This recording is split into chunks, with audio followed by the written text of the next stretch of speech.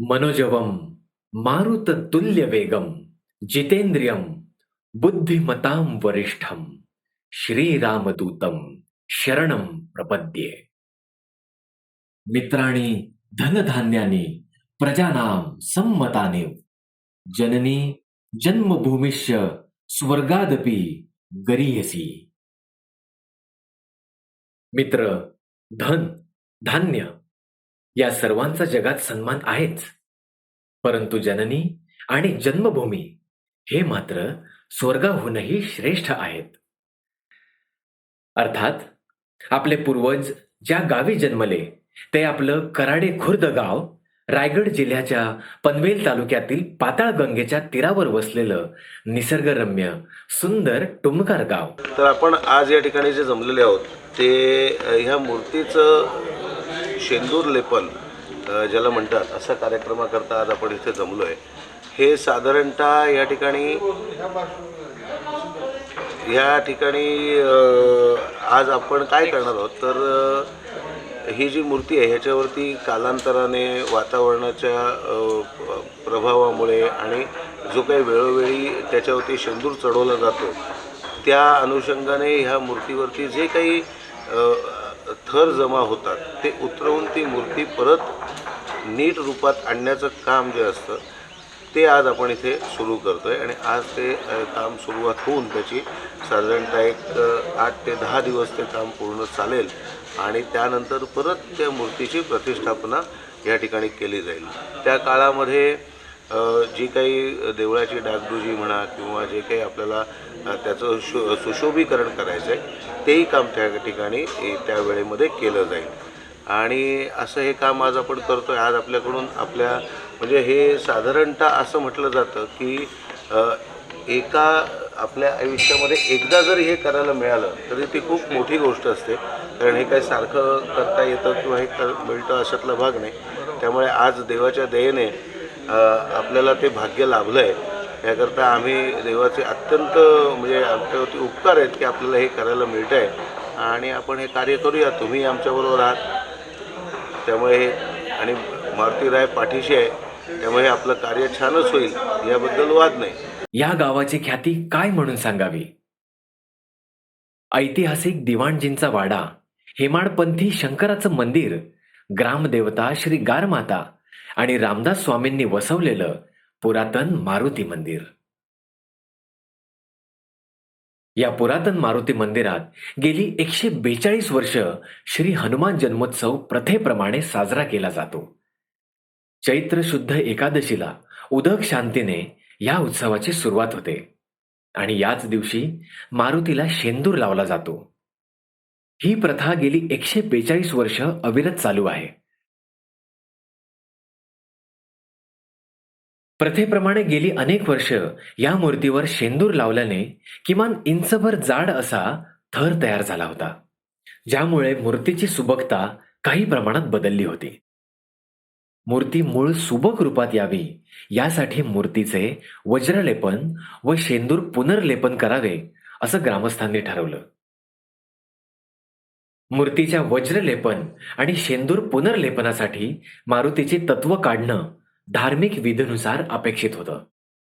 त्यासाठी श्रावण शुद्ध द्वादशी शके 1947 बुधवार दिनांक 6 ऑगस्ट 2025 या शुभ दिवसापासून सर्व धार्मिक विधींचा शुभारंभ केला. या शुभ कार्यासाठी अनुभवी व वज्रलेपनात पारंगत असलेली व्यक्ती श्रीयुत बंडूकाका पाटणकर यांवर ही जबाबदारी सोपवण्यात आली व ती त्यांनी लीलया पार पाडली. सगळ्यात पहिले आपण हा जीर्णोद्धार करतोय तर त्याला आधी काय काय करायला लागतं आणि काय काय त्याच्यासाठी आवश्यक आहे त्याची आधी सगळ्यात माहिती जातो. आणि सगळ्यात पहिले तर आपण हे अघोर कर्म करणार आहोत. अघोर कर्म म्हणजे ते अघोरी नाही आहे, पण देवता आपल्याला तिथनं उच्चाटन करायचं आहे, जे काढायचं आहे आणि दुरुस्त करायचे. तर त्याच्यासाठी जे कर्म केलं जातं त्यासाठी देवतेच्या आजूबाजूचा भाग सगळा खणायला लागतो, देवतेची मूर्ती काढायला लागते. तर तो जो भाग आहे तर त्याच्याकरता अघोर होम असं सांगितलेलं आहे. अघोर होम म्हणजे अघोर देवतेची त्या देवतेचा जप आहे आणि त्याच्यासाठी हवन हा एक भाग झाला. आणि दुसरा त्याचा जीर्णोद्धार करायचा आहे, त्याकरता ती मूर्ती आपण जी काढणार आहोत त्याकरता देवतेच्या मंत्रांनी हवन असा तो 2 वेगळी वेगळी हवनं मिळून एकत्रितपणे केला जातो, त्याला अघोरहोम असं म्हटलं जातं. तर ते कर्म आज आपण करणार आहोत. तर त्या अनुषंगाने आता ही सगळी मांडामांडी झालेली आहे. यजमान म्हणूनही बसलेले होते. आता तुमच्या इथे आपण काय काय सोपस्कार केले सगळे ते सांगतो. आणि सगळ्यात पहिले शरीरशुद्धी व्हावी म्हणून गायीपासून जे 5 प्रकार तयार होतात, दूध, दही, तूप, गोमूत्र आणि गोमय, हे एकत्रीकरण करून शरीरशुद्धी करता प्राशन केलं. प्राशन करून झाल्यानंतर सवाष्णीकडनं तुम्हाला हळद कुंकू आणि तुम्हाला गंध लावलं गेलं. नंतर कुठच्याही शुभकर्माला आपल्या कुलदेवतांनी, ग्रामदेवतांनी आशीर्वाद देण्याकरता उपस्थिती दर्शवावी, याकरता त्यांना आजच्या कार्याचं आमंत्रण म्हणून आपण एक विडा काढला, तो मारुती समोर ठेवला. आपल्या कुलदेवतांचं स्मरण केलं, ग्रामदेवतांचं स्मरण केलं, या गावातल्या ग्रामदेवतांचं स्मरण केलं आणि पुढच्या कर्माला सुरुवात झाली. मग ब्राह्मणांकडनं शांतीसूक्त पठणादी कर्म झालं. स्थलशुद्धी व्हावी याकरता शांतीसूक्त म्हटली गेली. शांतीसूक्त म्हणून झाल्यानंतर आजचा देशकाल उच्चार केला गेला. तर तिथीवार नक्षत्र काय आहे, सूर्य कुठच्या राशीत आहे, चंद्र कुठच्या राशीत आहे, गुरु कुठच्या राशीत आहे, त्याचा उल्लेख केला गेला. आणि त्याच्यानंतर संकल्प केला. संकल्पामध्ये आपण मी मगाशी जे कारण सांगितलं अघोरहोम करण्याचं, तोच उल्लेख आपण त्याच्यामध्ये केला. फक्त त्याच्यामध्ये मुख्य काय म्हटलं गेलं, अस्मिन ग्रामस्थित आणि या मंडळाच्या सगळ्या सभासदांचा प्रतिनिधी म्हणून काश्यप गोत्रामध्ये उत्पन्न झालेला नितीन नावाचा मी बसलेलो आहे असा संकल्प केला. आणि मग त्याच्या अनुषंगाने येणारा आपला जो जीर्ण देव झालेला आहे त्याचा जीर्णपणा जावा आणि त्याच्यामध्ये त्याचा उद्धारण व्हावं, याचा अर्थ आपण जीर्णोद्धाराच्या अंगभूत अघोरहोम करतो आहोत असा संकल्प केला. त्याला म्हणजे हा संकल्प की हे देवतेला आपण सांगितलं की हे आम्ही असं असं करतो आहोत. तर आजचा संकल्प करून झाल्यानंतर आजचं कर्म निर्विघ्नपणे पार पडावं म्हणून इथे गणपतीचं पूजन केलं. गणपतीचं पूजन करून झाल्यानंतर या कर्मामध्ये आणि आपल्या आयुष्यामध्ये पाण्याची कमतरता कधीही भासू नये याकरता पाण्याची देवता वरुण आणि वरुण पत्नी म्हणून आपण 2 कलशांचं पूजन केलं. हा दुसरा जो वरुण आहे हा लौकिक वरुण आहे. एका वरुणाची पूजा करायची नाही म्हणून तो दुसरा वरुण मांडायचा असतो आणि म्हणून ती वरुणपत्नी म्हणून मानली गेली. तर वरुणाची पूजा करून झाल्यानंतर कलश डोक्याला लावायला सांगितलं. देवादेवाकडे प्रार्थना केली. नाग, नद्या, पर्वत आणि विष्णुपद यांना जसं दीर्घायुष्य आहे तसं आपल्याला मिळू दे अशी आपण त्या कलशाकडे प्रार्थना केली. प्रार्थना करून झाल्यानंतर 2 ताम्हणांमधनं तुम्हाला पाणी सोडायला सांगितलं. 2 ताम्हणामध्ये पाणी सोडलं तेव्हा या कर्मामध्ये आणि पुढच्या आयुष्यामध्ये आपल्याला काय काय हवं आहे आणि काय काय नको आहे, शांती, पुष्टी, तुष्टी, वृद्धी यासारख्या ज्या शुभ गोष्टी आहेत ज्या हव्या आहेत त्याकरता एका ताम्हणामध्ये पाणी सोडलं. अरिष्ट काही असेल तर दूर व्हावं, आपल्यातनं काही पाप घडलेलं असेल तर क्षालन व्हावं याकरता दुसऱ्या ताम्हणामध्ये पाणी सोडलं. पाणी सोडून झाल्यानंतर काही पुण्यकारक मंत्र म्हणून तुमच्या मस्तकावरती अक्षत टाकून तुम्हाला आशीर्वाद दिला गेला. मग नंतर तुम्हाला मह्यम म्हणायला सांगितलं. आजचा दिवस या कर्मासाठी पुण्यकारक, स्वस्तिकारक, वृद्धिकारक, विजयकारक ठरो अशी तुम्ही आलेल्या गुरुजींना प्रार्थना केली. म्हणून गुरुजींनी तुमच्या मस्तकावर अक्षत टाकून तुम्हाला आशीर्वाद दिला की त्याप्रमाणे तुम्हाला आजचा दिवस ठरेल. मग या दोन्ही कलशातल्या पाण्याने तुमच्यावरती अभिषेक झाला. इथे पुण्य हा वाचन संपलं. पुण्य हा वाचन झाल्यानंतर पलीकडे जे केलेलं आहे तर ते मातृका पूजन आहे. आपल्या हातातनं ज्या काही कळत नकळत हिंसा होत असतात त्या हिंसांचं क्षालन व्हावं त्याकरता आणि आपण शुद्ध व्हावं त्यातनं याकरता मातृका पूजन केलं. त्याच्यामध्ये विनायकापासून 27 देवता म्हणजे मातृका 27 आहेत आणि विनायक 28 हवे अशा त्या देवतांचं आपण पूजन केलं. त्याच्यामध्ये आपली कुलदेवता पण आहे. त्यांचं आवाहन, त्यांचं पूजन करून झाल्यानंतर नांदी श्राद्ध. आता हे आपलं सार्वजनिक काम असल्यामुळे आपण नांदी श्राद्धामध्ये पण सार्वजनिक नांदी श्राद्ध म्हणतो. जर वैयक्तिक नांदी श्राद्ध असेल तर मग वडील आजोबा पणजोबा, आई आजी पणजी आणि आईचे वडील आजोबा पणजोबा एवढी पार्वणं येतात. पण त्याच्याऐवजी आपण सार्वजनिक नांदी श्राद्धामध्ये आत्ता आपल्या पिढ्यांमधले जे कोण गेलेले पितर आहेत याच 3 तऱ्यांमधले त्यांच्याकरता आपण पाणी सोडलं. म्हणजे त्याच्यामध्ये क्रम असा आहे, आधी पाय धुवायला म्हणून नुसतं पाणी सोडलं, मग पूजा म्हणून गंधाक्षत फूल सोडलं आणि मग 2 ब्राह्मण जेवतील एवढी दक्षिणा सोडायची असते त्याच्याऐवजी सुटे पैसे सोडून आपण नांदी श्राद्ध पूर्ण केलं. नांदी श्राद्ध झाल्यानंतर तू आत्ता मला पवित्र आणि नारळ दिला या कर्माचा अधिकारपत्र, याला आचार्य वर्ण असं म्हणतात. तर तो अधिकारपत्र तू तुझ्या गोत्राचा उच्चार केलास आणि माझ्या गोत्राचा उच्चार केला. म्हणजे मी काश्यप गोत्रामध्ये उत्पन्न झालेला आणि कपी गोत्रामध्ये उत्पन्न झालेल्या देवेन नावाच्या ब्राह्मणाला मी हे अघोरहोमाचं काम देत आहे. त्याच्यामधला तुम्ही आचार्य म्हणून तुमची मी नेमणूक करत आहे अशी तू प्रार्थना केलीस. तेव्हा प्रार्थना अशी आहे, आचार्यस्तु यथा स्वर्गे शक्रादीनां बृहस्पती तथा त्वं मम यज्ञेस्मिन् आचार्य भव सुव्रत. म्हणजे स्वर्गामध्ये इंद्रादी देवतांचा आचार्य जसा बृहस्पती आहे तसं तुम्ही या कर्मामध्ये आचार्याचं स्थान भूषवा. तेव्हा तुला मी प्रतिवचन दिलं, आलेल्या गुरुजींना बरोबर घेऊन माझ्या ज्ञानाप्रमाणे, कालमानाप्रमाणे आणि प्राप्त परिस्थितीप्रमाणे तुमचं कार्य व्यवस्थित उत्तमोत्तम कसं देता येईल असा मी प्रयत्न करेन असं मी तुम्हाला त्याच्यावरती प्रतिवचन दिलं. तर या देवतांचे उत्तर पूजन झालेलं आहे. आता इथे जे समोर मांडलेलं आहे ते एका बाजूला मांडलेलं आहे जे त्याच्यावरती अघोराची स्थापना झालेली आहे. आपल्याला अघोराचा पहिला होम करायचा. तर अघोराची स्थापना आणि पलीकडे जे मांडलेलं आहे त्याला ब्रह्मादी मंडल देवता म्हणतात. म्हणजे ब्रह्मांडाच्या आधारभूत देवता त्या आहेत आणि त्याच्या मधोमध आपल्याला स्थापना करायची कोणाची तर मारुतीची. म्हणजे मारुतीची सुपारीवरचं आवाहन होणार तिथे. तर त्या देवतेचं आवाहन होणार आणि त्याच्या प्रित्यर्थ पण हवन सांगितलेलं आहे ते हवन होणार. क्रम असा राहणार आहे, पहिला होईल होम अघोर होम. त्याच्यासाठी मोहरी आहे, मोहरीचं द्रव्य आहे. तर मोहरीच्या द्रव्याने अघोर होम होणार. अघोर होम झाल्यानंतर देवाची षोडशोपचार पूजा होईल. देवाची षोडशोपचार पूजा आणि त्याची प्रार्थना आहे. प्रार्थना करून झाली तिथली की मग या देवतांची स्थापना तिथपर्यंत झालेली असणार. मग त्या देवतांचं हवन जे आहे तर देवतांचं हवन झाल्यानंतर आपल्याला जो तत्वविधी सांगितलेला आहे तर आता आपल्याला हीच मूर्ती परत बसवायची आहे. त्याच्यामुळे त्या देवतेमध्ये ज्या वेळेला बसवली गेलेली आहे त्यावेळेला जी चढवलेली तत्त्वं असतील तर त्या तत्वांचं अंशस्वरूप आपल्याला या कलशामध्ये काढायचं आहे. आणि आज ती तत्त्व काढून या मूर्तीचं विसर्जन झालं की आजपासून आपल्याला हा मारुती आहे. म्हणजे रोजची पूजा जी करायची ती या मारुतीची करायची. आणि मग देवतेच्या म्हणजे हे करून झालं त्याचे म्हणजे मूर्तीची परत पुनर्बांधणी झाली किंवा स्वच्छ करून झाली की मग त्याच्यामध्ये हीच तत्व आपल्याला परत आतमध्ये प्रोक्षण करायचं असतं. तत्व आतमध्ये प्रोक्षण करायचे असतात म्हणजे काय करायचं असतं तर आता तिथे आम्ही हा कलश ठेवणार. कलशाला एक दर्भ लावून ठेवणार. कारण प्रत्येक धार्मिक कृत्यामध्ये कनेक्टर म्हणून दर्भ मानलेला आहे. तर दर्भ देवाला आणि या कलशामध्ये असं तो आतलेला असणार आणि त्याच्यामध्ये पळी पाणी घालत राहायचं. म्हणजे आम्ही जी तत्व म्हणतोय त्याच्यामध्ये आपण असं म्हणणार की अमुक तत्व जलेन्यसामी म्हणजे जलेन्यसामी म्हणजे त्या तत्व मूर्तीतलं जे आहे ते याच्यामध्ये आम्ही त्याचा न्यास करतोय म्हणजे आणून ठेवतोय. आणि नंतर हेच उलटं म्हटलं जाणार अमुक तत्व मूर्तवन्यसामी पुन्हा ह्यातलं पाणी मूर्तीवरती सगळं घालायचं. हे आपलं प्रतिष्ठेच्या दिवशी होणार आहे. तर असा हा सगळा ओव्हरऑल कार्यक्रम आहे. आणि मग हे इथलं झालं की याची पूर्णावती झाल्यानंतर आजचा कार्यक्रम सगळा संपणार आणि मग हे आवडलं जाईल. आणि मग त्याप्रमाणे पुढचं करूया. तुमची जसजशी गरज लागेल तसं बोलवतो तुम्हाला. आता हा पहिला जो करतायत हा अघोर मंत्राचा जप करतायत आणि मग अग्निस्थापना करून त्याचं हवन झाल्यानंतर मग त्या क्रमाने सांगितलं त्याप्रमाणे पुढचे कार्यक्रम होतात. सध्या याच वेशात राहायचं आहे. जेव्हा गरज लागेल त्यावेळेला होतं. या कार्यक्रमाचं संक्षिप्त स्वरूप पुढीलप्रमाणे. बुधवार दिनांक 6 ऑगस्ट 2025 सकाळी 8 ते दुपारी 12:30 जीर्णोद्धार संकल्प, श्री गणेश पूजन, पुण्याह वाचन, मातृका पूजन, नांदी श्राद्ध, अघोर होम, देवता तत्वज्ञास, देवता विसर्जन. गुरुवार दिनांक 7 ऑगस्ट 2025 सकाळी 8 ते दुपारी 12 वज्रलेपनाचा विधी आरंभ.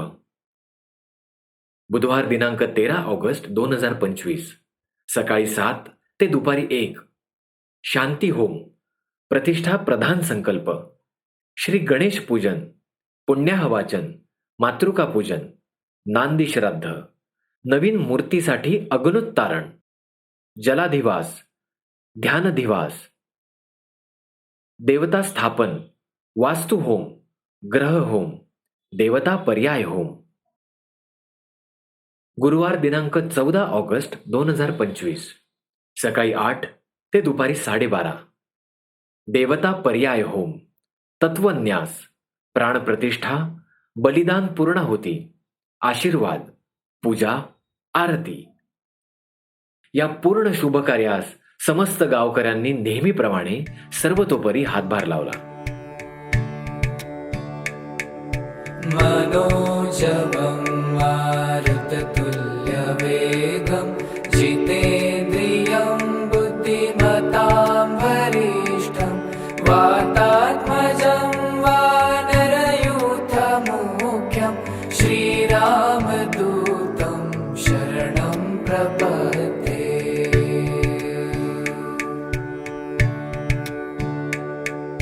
मनोजवं मारुततुल्यवेगं जितेन्द्रियं बुद्धिमतां वरिष्ठं वातात्मजं वानरयूथमुख्यं श्रीरामदूतं शरणं प्रपद्ये.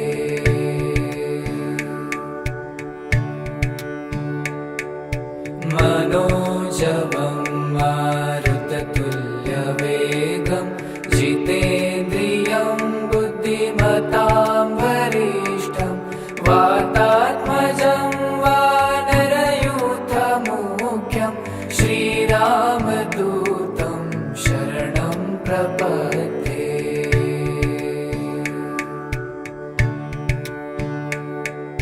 मनोजवं मारुततुल्यवेगं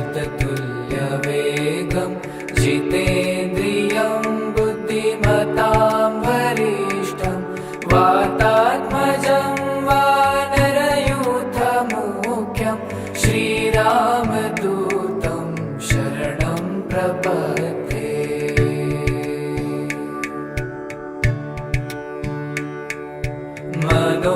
मनोजवं मारुततुल्यवेगं जितेन्द्रियं बुद्धिमतां वरिष्ठं वातात्मजं वानरयूथमुख्यं श्रीरामदूतं शरणं प्रपद्ये।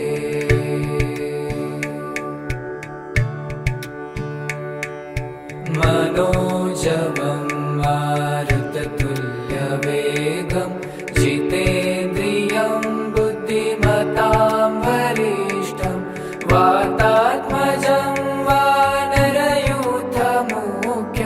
श्रीरामदूतं शरणं प्रपद्ये।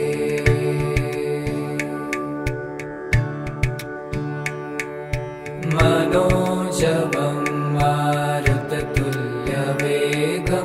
जितेन्द्रियं बुद्धिमतां वरिष्ठं वातात्मजं वानरयूथमुख्यं श्रीरामदूतं शरणं प्रपद्ये।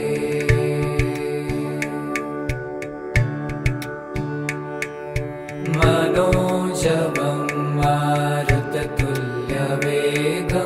जितेन्द्रियं बुद्धिमतां वरिष्ठं वातात्मजं वानरयूथमुख्यं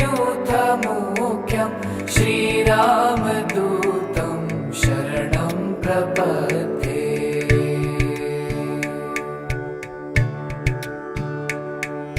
मनोजवं मारुततुल्यवेगं जितेन्द्रियं बुद्धिमतां वरिष्ठं वातात्मजं वानरयूथमुख्यं श्रीरामदूतं शरणं प्रपद्ये।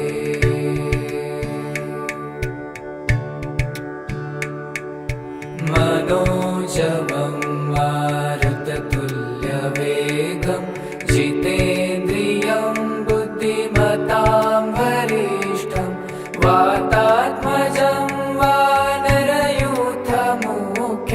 श्रीरामदूतं शरणं प्रपद्ये।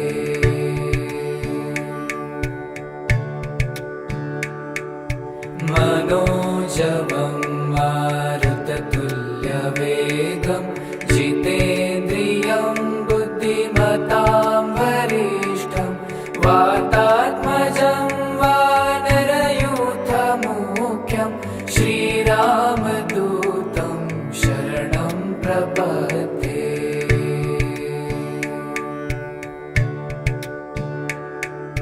मनोजवं मारुततुल्यवेगं जितेन्द्रियं बुद्धिमतां वरिष्ठं वातात्मजं वानरयूथमुख्यं श्रीरामदूतं शरणं प्रपद्ये।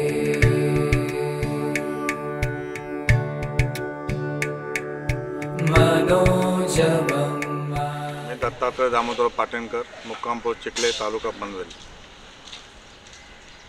ज्या जुन्या खूप मंदिर असतात, जुनी मंदिरं, त्याच्यामध्ये मूर्ती ज्या असतात त्यांना कित्येक वर्षात, शेकडो वर्षात त्याच्यावरती जे शेंदूर लावून किंवा दुसरं काही लावून जे थर जमत जातो त्याला कवच म्हणतात. आणि ते कवच काढायचं काम मी जवळजवळ 82 सालापासून करतो, 1982 पासून. पहिलं काम मी चिंचवड देवस्थानचं, जे चिंतामणी महाराजांची समाधी होती, त्याचं जवळजवळ 8 ते 10 दिवस काम केलं. तिथपासून आस्ते आस्ते सुरुवात केली कामाची. आणि हे सगळं काम मी सेवा म्हणून करतो. याच्यात कुठलाही आर्थिक मोबदला, मानधन द्यायचा याचा खर्च मी काही घेत नाही, एक निव्वळ सेवा म्हणून करतो. आणि आजपर्यंत जवळजवळ 140 ते 25 मूर्तींची कामं झालेली आहेत.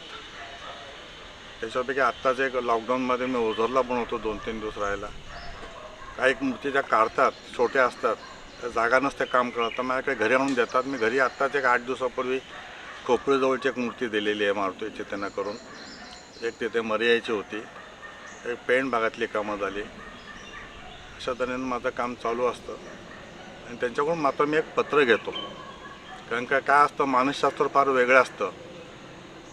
झालं चांगलं तर कुणी काही म्हणत नाही, वाईट झालं तर सगळे दोष द्यायला तयार असतात. किंवा जे ट्रस्टी असतात त्यांच्याची सुद्धा जबाबदारी असते की मूर्तीचं काय कमी असं झालं तर म्हणून त्यांच्याकडे पत्र घेतो काम करायच्या आधी आणि काम झाल्यावर. वेगं जितेन्द्रियं बुद्धिमतां वरिष्ठं वातात्मजं वानरयूथमुख्यं श्रीरामदूतं शरणं प्रपद्ये.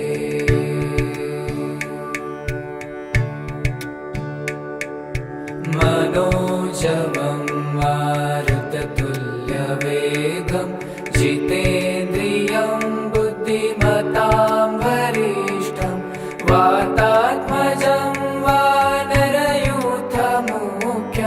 श्रीरामदूतं शरणं प्रपद्ये.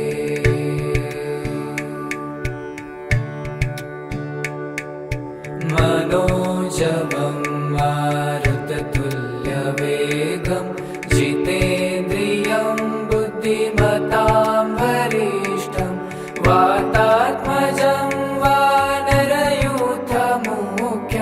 श्रीरामदूतं शरणं प्रपद्ये.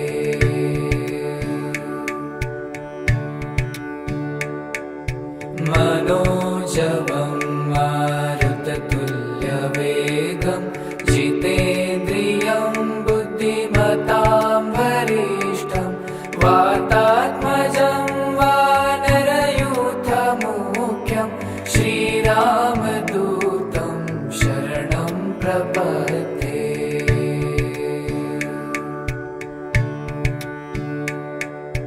मनोजवं मारुततुल्यवेगं जितेन्द्रियं बुद्धिमतां वरिष्ठं वातात्मजं वानरयूथमुख्यं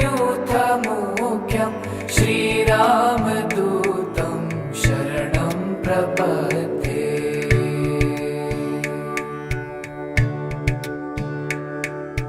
मनोजवं मारुततुल्यवेगं जितेन्द्रियं बुद्धिमतां वरिष्ठं वातात्मजं वानरयूथमुख्यं श्रीरामदूतं शरणं प्रपद्ये.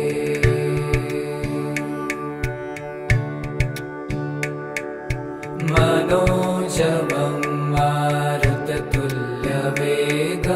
जितेन्द्रियं बुद्धिमतां वरिष्ठं वातात्मजं वानरयूथमुख्यं श्रीरामदूतं शरणं प्रपद्ये.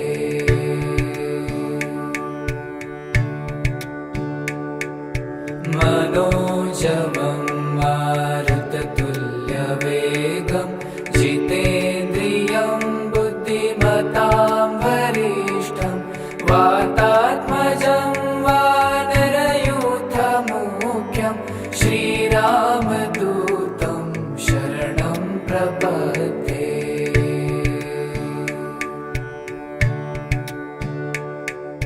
मनोजवं मारुततुल्यवेगं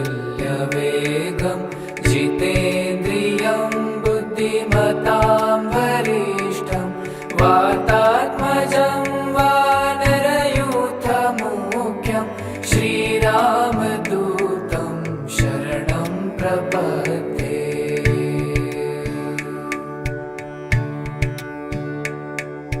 मनोजवं मारुततुल्यवेगं जितेन्द्रियं बुद्धिमतां वरिष्ठं वातात्मजं वानरयूथमुख्यं श्रीरामदूतं शरणं प्रपद्ये.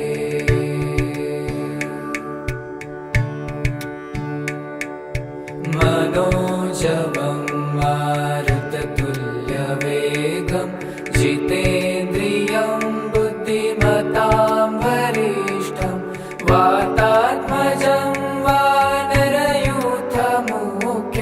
श्रीरामदूतं शरणं प्रपद्ये.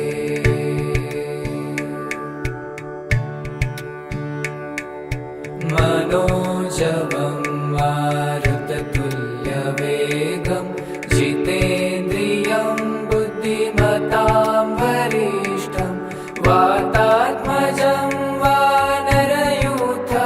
मुख्यं श्रीरामदूतं शरणं प्रपद्ये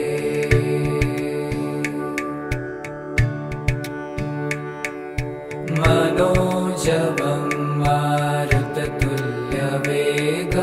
जितेन्द्रियं बुद्धिमतां वरिष्ठं वातात्मजं वानरयूथमुख्यं श्रीरामदूतं शरणं प्रपद्ये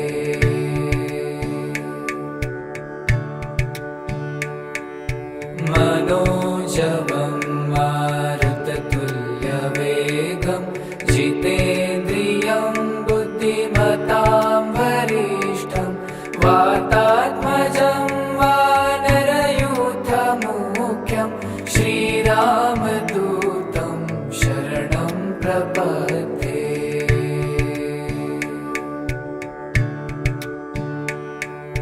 मनोजवं मारुततुल्यवेगं जितेन्द्रियं बुद्धिमतां वरिष्ठं वातात्मजं वानरयूथमुख्यं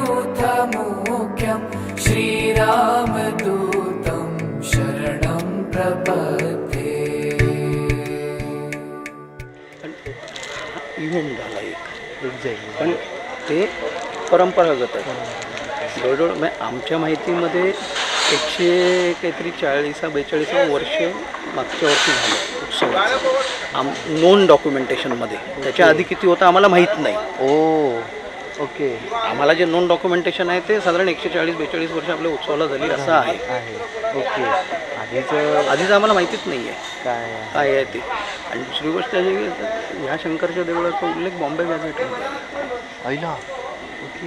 हे शंकराचं देऊळ ते शंकराचं देऊळ. ओके. दोन्हीचा उल्लेख बॉम्बे गॅझेटमध्ये आहे. मग ते इंग्रजांच्या काळात आहे ते त्याच्या आधी कधी बांधलंय माहीत नाही. बरोबर. म्हणजे त्याचं इथली हिस्ट्री अशी आहे. माणिकगड जो आहे ना बाजूला सुरतेची लूट करून जेव्हा शिवाजी महाराज आले तेव्हा त्यातला काही लुटीचा भाग जो होता तो माणिकगडवर होता ठेवलेला. आणि आपट्याच्या पलीकडे हापसाण सिद्धीचे सगळं हे सिद्धीजोहर नाही सॉरी मुरुडचा जंजिरा मुरुडचा सिद्धी. ओके. त्याचं सगळं राज्य होतं ना. त्याच्यामुळे त्या काळात जे बांधलं गेलं आहे ना शंकराची देवळं ती तू स्ट्रक्चर बघशील तर मुख्य कळस एक आणि चार बाजूला छोटे कळस आहेत ते. मनोजवं मारुततुल्यवेगं जितेन्द्रियं बुद्धिमतां वरिष्ठं वातात्मजं वानरयूथमुख्यं श्रीरामदूतं शरणं प्रपद्ये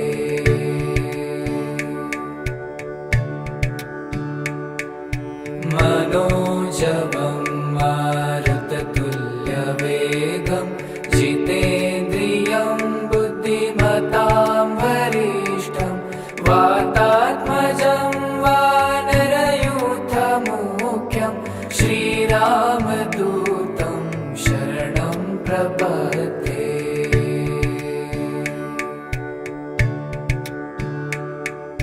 मनोजवं मारुततुल्यवेगं जितेन्द्रियं बुद्धिमतां वरिष्ठं वातात्मजं. मी अरविंद कृष्ण सहस्रबुद्धे कल्याणला राहतो. व्यवसायानिमित्त कल्याणला. पण आमचं इथे जवळजवळ 150 वर्षापूर्वीचं घर आहे. 89च्या पुरामध्ये इथे फार हाहाकार उडाला होता आणि आमचं घर त्यातल्या त्यात उंच म्हणून गावातले बरेचशी म्हातारी माणसंसुद्धा भालावर त्यावेळी बसवली होती. ही जुनी गोष्ट झाली. मी साधारण लहानपणापासून इथे येतो आहे पण 60 सालापासून मी इथे सक्रिय कामात असतो. कुठच्या ना कुठच्या तरी कामात. विशेषतः नाटकाची आवड म्हणून आम्ही तिकडे जास्त असतो. बाकी पालखीत असतो. पालखी आम्हीच सजवतो दरवर्षी. आमचे भाऊ आणि सहस्रबुद्ध्यांकडे ते काम आहे. हा जो शेंदूरलेपनाचा कार्यक्रम झाला हा माझ्या आठवणीतला तरी पहिला आहे. माझ्या हिशोबाने 80-90 वर्षापूर्वी कधी झाला असेल तर आम्हाला माहिती नाही. दरवर्षी हे 3-4 वर्ष असं चाललं आहे की शेंदूर लेपन आपण एकदा म्हणजे पहिलं हे काढून त्याच्यानंतर आपण नवीन हे वज्रलेपन करू. परंतु काहीतरी कारणाने ते होत नव्हतं म्हणजे याला खर्च भरपूर आहे हे मगाशी तुम्ही ऐकलंच असाल. तर खर्च असल्यामुळे काय करायचं, पण योग यंदा असा होता की नेमकं ते शेंदूर लेपन करणारे स्वतः म्हणाले मी 1 पैसा जाण्या येण्याचं भाडं पण घेणार नाही, त्यामुळे हा कार्यक्रम करायचा असं ट्रस्टीनी आणि गावकऱ्यांनी आम्ही ठरवलं. त्याप्रमाणे हा कार्यक्रम झाला. यापूर्वी मी लहानपणापासून बघतोय, 60 सालापासून तर आहेच, पण लहानपणापासून पूर्वी तुम्ही मारुती कशी होती मूर्ती हे यंदा तुम्ही आत्ता बघितलं असेल आधीच. पण आता वज्रलेपन हे सगळं वज्र काढल्यानंतर ही मारुतीची खरी मूर्ती ही सुद्धा आम्ही आज पहिल्यांदा बघतोय. कारण दरवर्षी लेप लावून शेंदूर लावून ती अशी झाली होती की मारुतीचे डोळे, नाक, कान काही नाही, फक्त आम्ही उत्सवामध्ये त्याला मिशा आणि डोळे हे इथे मोडक बंधू होते, त्यांच्यापैकी एक जण काम करत असत. आणखीन एक मुख्य गोष्ट सांगायची म्हणजे आम्ही सगळे भाग्यवान असे आहोत की जेव्हा 89चा पूर आला त्या पुरामध्ये पूर्वी दगडी अशा चौथऱ्या असत आणि त्याच्यात खांब आणि त्याच्यावर छप्पर असे, पण ते छप्पर पुरामध्ये सगळं उचलून घेऊन वाहून गेलं. मारुतीच्या डोक्यावर काही नाही, छप्पर काही नाही, असं सगळी अवस्था होती. आम्ही जेव्हा पूर आलेला कळला आणि दुसऱ्या दिवशी आलो तर आमच्या अक्षरशः आम्ही डोळ्यातनं पाणी आलं. त्यानंतर ताबडतोब 90-91ला आम्ही परत गावकऱ्यांनी सगळी ह्या देवळाची प्रतिष्ठापना केली. फक्त आश्चर्य म्हणजे मारुती फक्त थोडा असा डावीकडे कललेला होता, हे महत्त्वाचं आहे त्यातलं. बाकी सगळं वाहून गेलेलं असलं काही शिल्लक नव्हतं, फक्त ओट्याच्या वरचा मारुती डावीकडे थोडा कललेला होता. हे आमच्या सगळ्यांच्या लोकांचं भाग्य आहे. तो आम्ही नंतर जरा व्यवस्थित करून घेतला. पण शेंदूर लेपन मात्र माझ्या हिशोबात जवळजवळ 91 वर्षात तरी झालेलं नसणार. वानरयूथमुख्यं श्रीरामदूतं शरणं प्रपद्ये.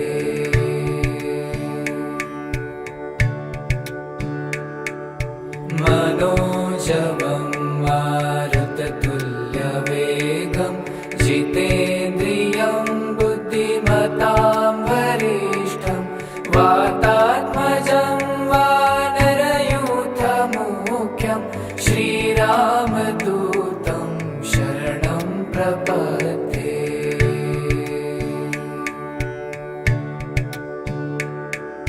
मनोजवं मारुततुल्यवेगं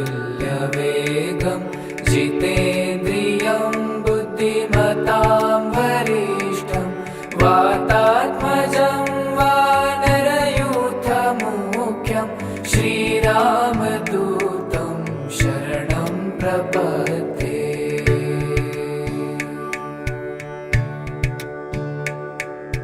मनोजवं मारुततुल्यवेगं जितेन्द्रियं बुद्धिमतां वरिष्ठं वातात्मजं वानरयूथमुख्यं श्रीरामदूतं शरणं प्रपद्ये.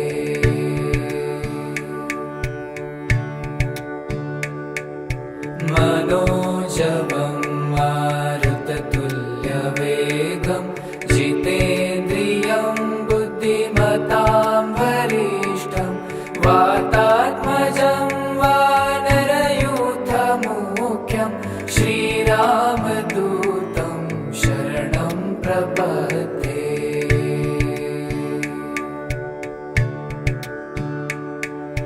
मनोजवं मारुततुल्यवेगं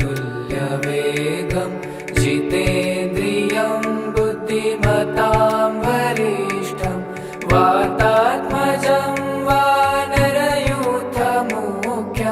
श्रीरामदूतं शरणं प्रपद्ये.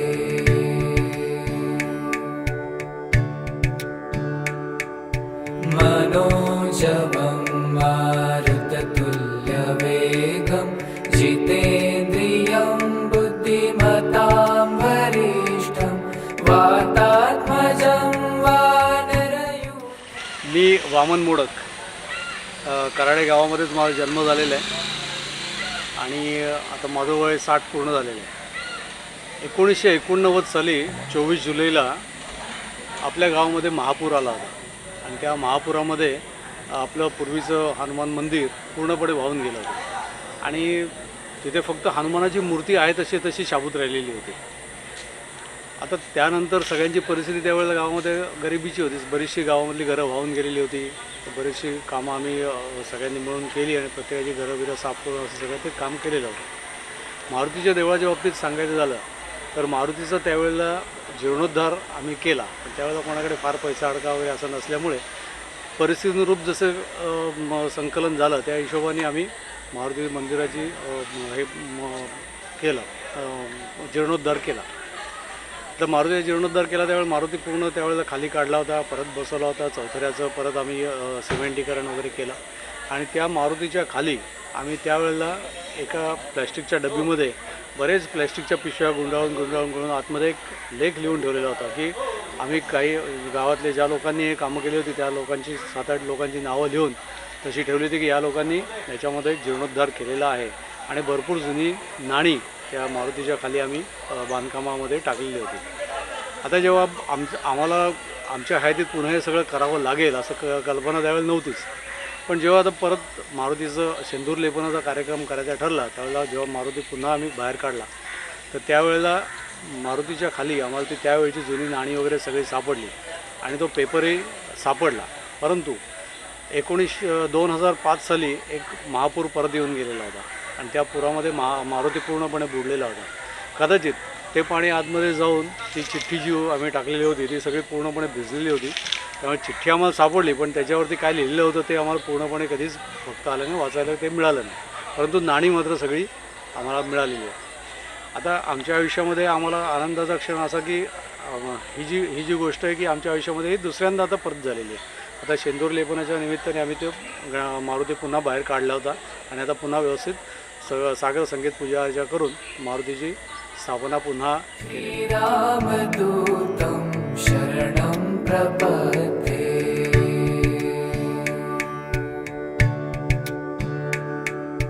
मनोजवं मारुततुल्यवेगं जितेन्द्रियं बुद्धिमतां वरिष्ठं वातात्मजं वानरयूथमुख्यं श्रीरामदूतं शरणं प्रपद्ये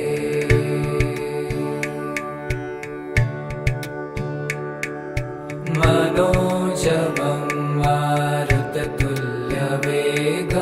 जितेन्द्रियं बुद्धिमतां वरिष्ठं वातात्मजं वानरयूथमुख्यं श्रीरामदूतं शरणं प्रपद्ये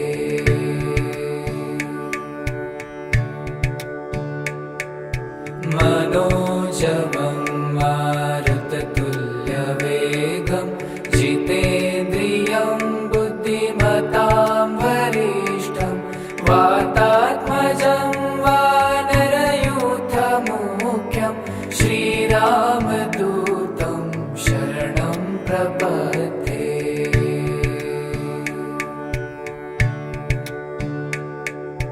मनोजवं मारुततुल्यवेगं जितेन्द्रियं बुद्धिमतां वरिष्ठं वातात्मजं वानरयूथमुख्यं श्रीरामदूतं शरणं प्रपद्ये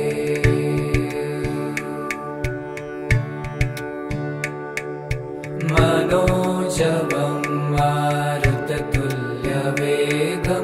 जितेन्द्रियं बुद्धिमतां वरिष्ठं वातात्मजं वानरयूथमुख्यं श्रीरामदूतं शरणं प्रपद्ये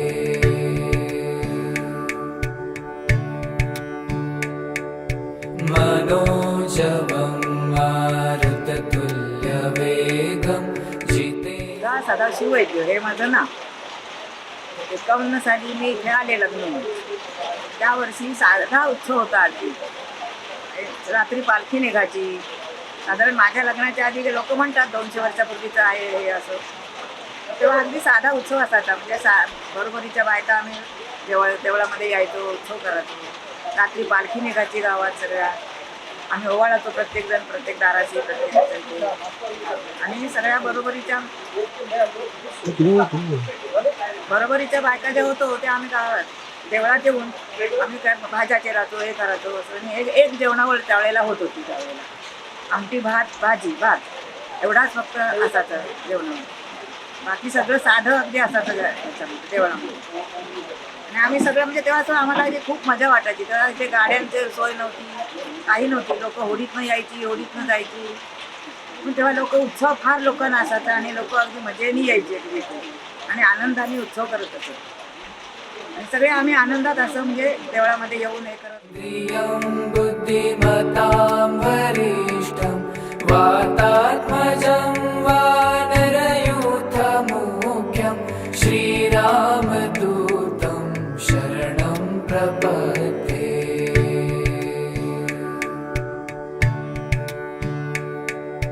मनोजवं मारुततुल्यवेगं जितेन्द्रियं बुद्धिमतां वरिष्ठं वातात्मजं वानरयूथमुख्यं श्रीरामदूतं शरणं प्रपद्ये.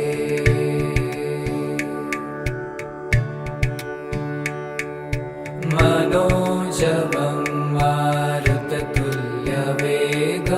जितेन्द्रियं बुद्धिमतां वरिष्ठं वातात्मजं वानरयूथमुख्यं श्रीरामदूतं शरणं प्रपद्ये.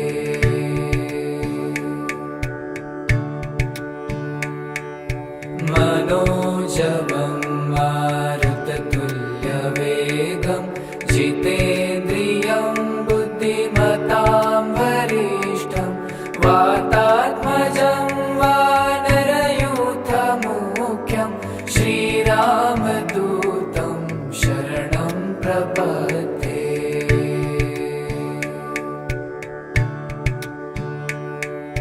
मनोजवं मारुततुल्यवेगं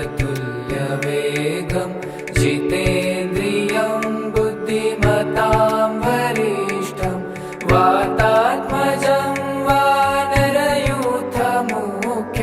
श्रीरामदूतं शरणं प्रपद्ये.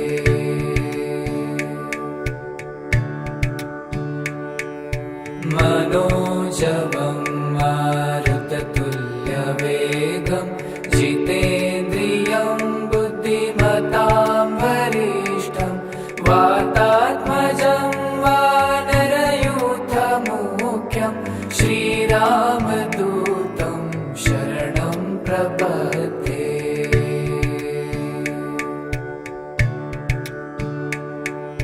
मनोजवं मारुततुल्यवेगं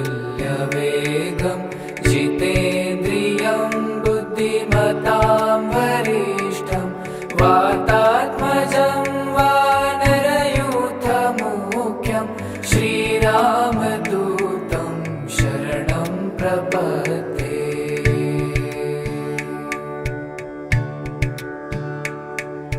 मनोजवं मारुततुल्यवेगं जितेन्द्रियं बुद्धिमतां वरिष्ठं वातात्मजं वानरयूथमुख्यं श्रीरामदूतं शरणं प्रपद्ये.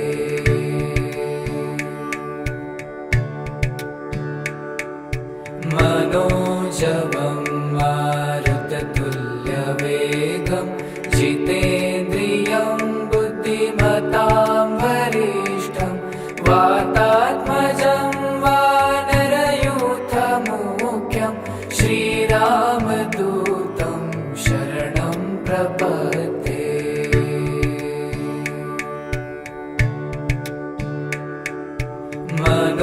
मनोजवं मारुततुल्यवेगं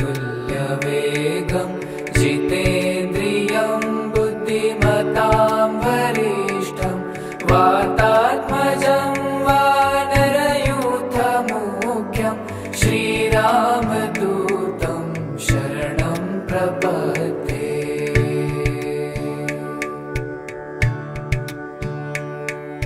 मनोजवं मारुततुल्यवेगं जितेन्द्रियं बुद्धिमतां वरिष्ठं वातात्मजं वानरयूथमुख्यं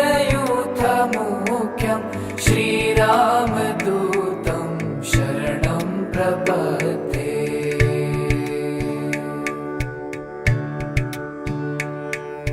मनोजवं मारुततुल्यवेगं जितेन्द्रियं बुद्धिमतां वरिष्ठं वातात्मजं वानरयूथमुख्यं श्रीरामदूतं शरणं प्रपद्ये।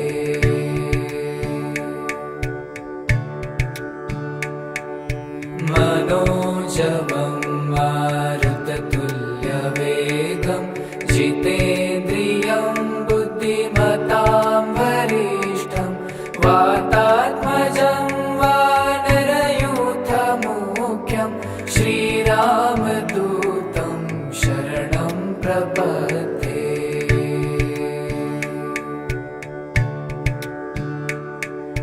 मनोजवं मारुततुल्यवेगं जितेन्द्रियं बुद्धिमतां वरिष्ठं वातात्मजं वानरयूथमुख्यं श्रीरामदूतं शरणं प्रपद्ये।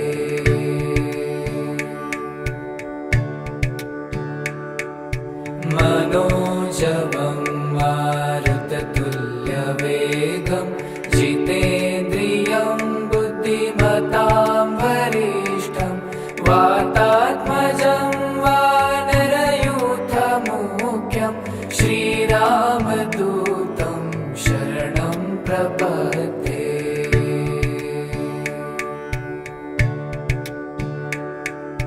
मनोजवं मारुततुल्यवेगं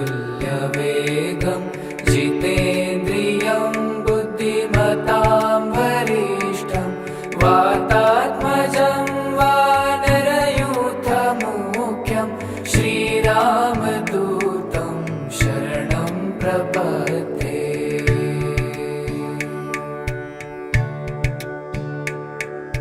मनोजवं मारुततुल्यवेगं जितेन्द्रियं बुद्धिमतां वरिष्ठं वातात्मजं वानरयूथमुख्यं श्रीरामदूतं शरणं प्रपद्ये।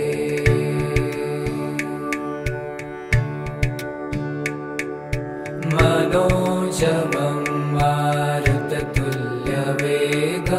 जितेन्द्रियं बुद्धिमतां वरिष्ठं वातात्मजं वानरयूथमुख्यं श्रीरामदूतं शरणं प्रपद्ये।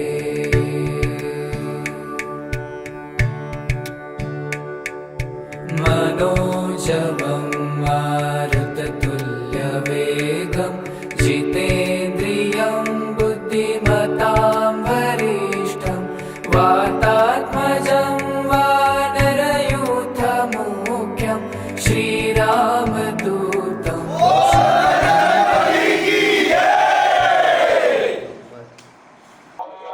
ह्या मारुती मंदिराचा ट्रस्ट आहे तो 1952 साली स्थापन झालेला आहे आणि आत्ता त्याचे अध्यक्ष श्री मंदार दत्तात्रय वैद्य आहे, उपाध्यक्ष सुहास विनायक जोशी आहे, सेक्रेटरी बाळकृष्ण यशवंत मोडक मी स्वतः आहे आणि खजिनदार विश्वास कृष्ण सहस्रबुद्धे हे आहे आणि 3 अजून सदस्य आहेत, एक आशिष वैद्य, एक सुनील वैद्य आणि विकास बाजी वैद्य असे तिघजण सदस्य म्हणून आहे आणि आता ते ट्रस्ट हे संपूर्ण देवळाचं काम पाहतात. मनोजवं मारुततुल्यवेगं जितेन्द्रियं बुद्धिमतां वरिष्ठं वातात्मजं वानरयूथमुख्यं श्रीरामदूतं शरणं प्रपद्ये.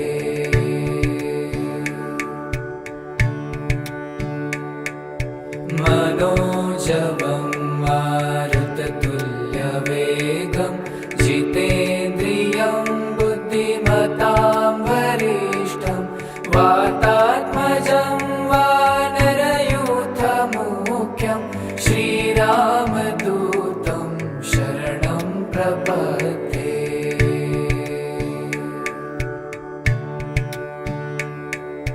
मनोजवं मारुततुल्यवेगं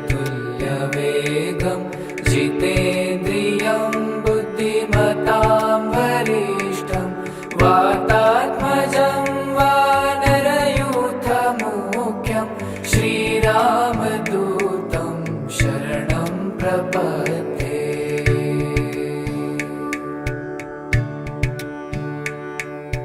मनोजवं मारुततुल्यवेगं जितेन्द्रियं बुद्धिमतां वरिष्ठं वातात्मजं वानरयूथमुख्यं श्रीरामदूतं शरणं प्रपद्ये.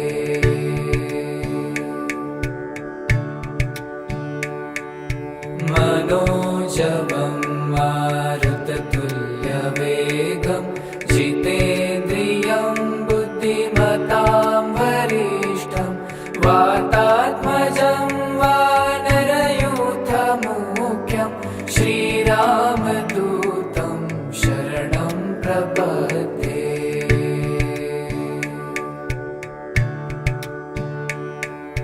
मनोजवं मारुततुल्यवेगं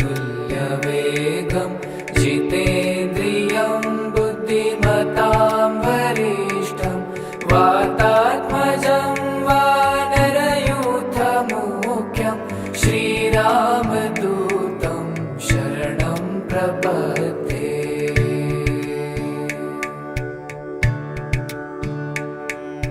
मनोजवं मारुततुल्यवेगं जितेन्द्रियं बुद्धिमतां वरिष्ठं वातात्मजं वानरयूथमुख्यं श्रीरामदूतं शरणं प्रपद्ये.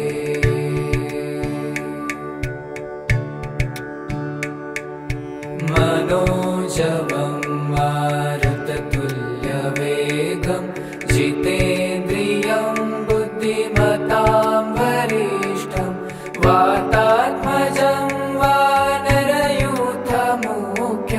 श्रीरामदूतं शरणं प्रपद्ये.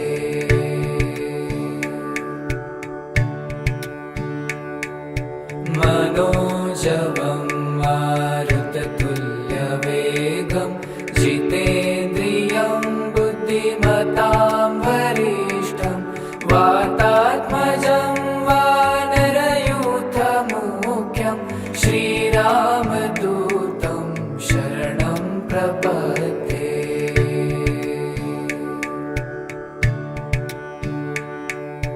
मनोजवं मारुततुल्यवेगं जितेन्द्रियं बुद्धिमतां वरिष्ठं वातात्मजं वानरयूथमुख्यं श्रीरामदूतं शरणं प्रपद्ये.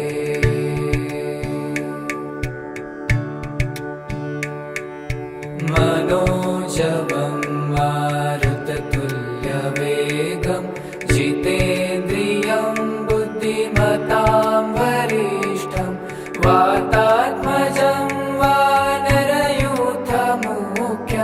श्रीरामदूतं शरणं प्रपद्ये.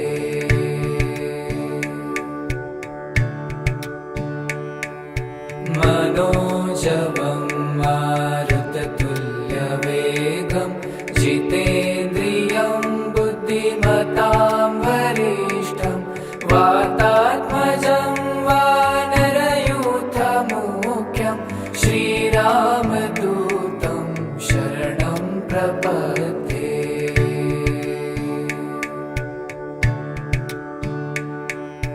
मनोजवं मारुततुल्यवेगं जितेन्द्रियं बुद्धिमतां वरिष्ठं वातात्मजं वानरयूथमुख्यं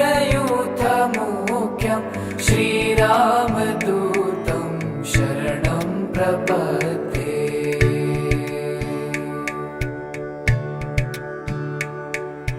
मनोजवं मारुततुल्यवेगं जितेन्द्रियं बुद्धिमतां वरिष्ठं वातात्मजं वानरयूथमुख्यं श्रीरामदूतं शरणं प्रपद्ये।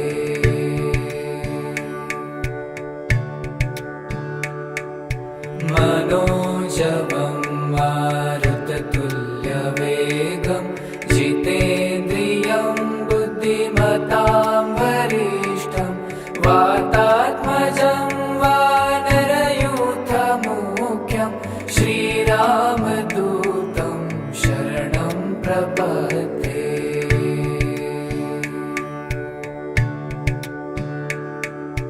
मनोजवं मारुततुल्यवेगं जितेन्द्रियं बुद्धिमतां वरिष्ठं वातात्मजं वानरयूथमुख्यं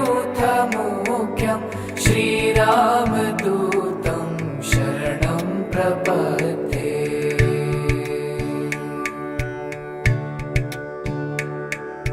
मनोजवं मारुततुल्यवेगं जितेन्द्रियं बुद्धिमतां वरिष्ठं वातात्मजं वानरयूथमुख्यं श्रीरामदूतं शरणं प्रपद्ये।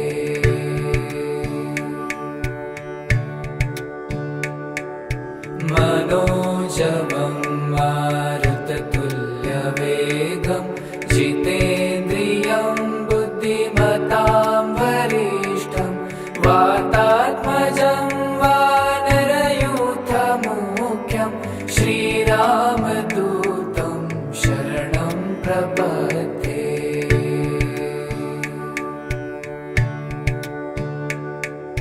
मनोजवं मारुततुल्यवेगं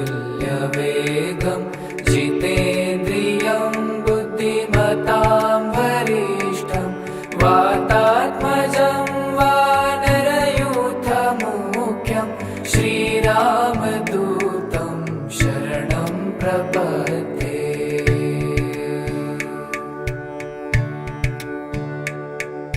मनोजवं मारुततुल्यवेगं जितेन्द्रियं बुद्धिमतां वरिष्ठं वातात्मजं वानरयूथमुख्यं श्रीरामदूतं शरणं प्रपद्ये।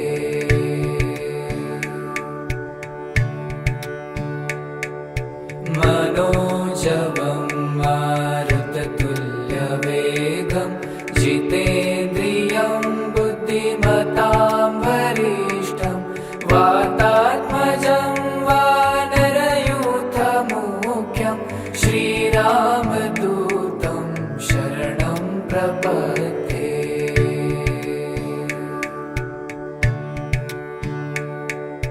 मनोजवं मारुततुल्यवेगं जितेन्द्रियं बुद्धिमतां वरिष्ठं वातात्मजं वानरयूथमुख्यं श्रीरामदूतं शरणं प्रपद्ये।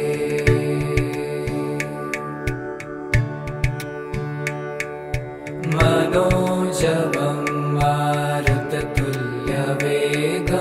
जितेन्द्रियं बुद्धिमतां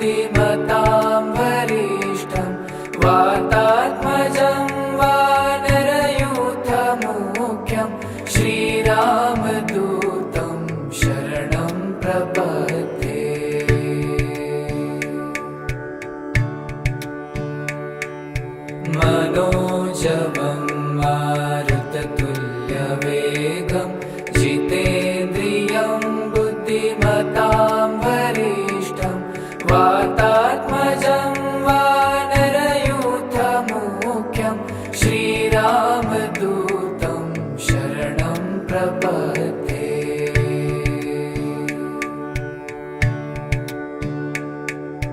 मनोजवं मारुततुल्यवेगं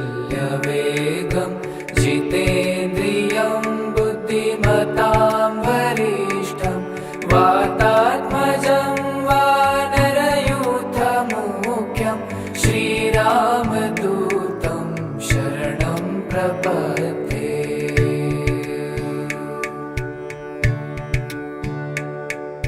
मनोजवं मारुततुल्यवेगं जितेन्द्रियं बुद्धिमतां वरिष्ठं वातात्मजं वानरयूथमुख्यं श्रीरामदूतं शरणं प्रपद्ये।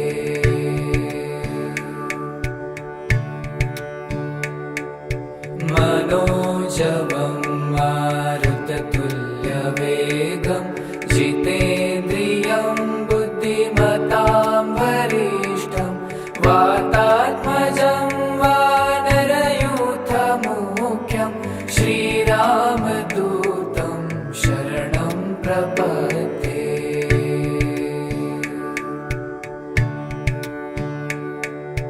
मनोजवं मारुततुल्यवेगं जितेन्द्रियं बुद्धिमतां वरिष्ठं वातात्मजं वानरयूथमुख्यं श्रीरामदूतं शरणं प्रपद्ये।